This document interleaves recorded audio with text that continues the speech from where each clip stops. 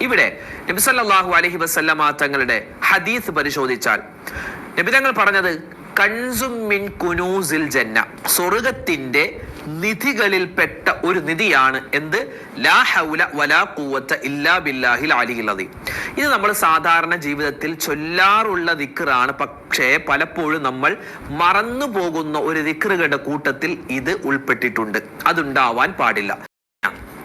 ഒരു മനുഷ്യൻ അവൻ ലാ ഹൗല വലാ ഖുവത ഇല്ലാ ബില്ലാഹിൽ അലിയിൽ അദീം എന്ന ദിക്ർ നിത്യമായി അവന്റെ ജീവിതത്തിൽ കൊണ്ടുപോയാൽ അവന്റെ ജീവിതം സ്റ്റൈലുള്ള ജീവിതമായി മാറും. അതായത് അവന്റെ പ്രയാസ പ്രശ്ന ജീവിതത്തിൽ നിന്നും പ്രതിസന്ധികളില്ലാത്ത ഒരു ജീവിതത്തിലേക്ക് മാറുന്നതാണ്.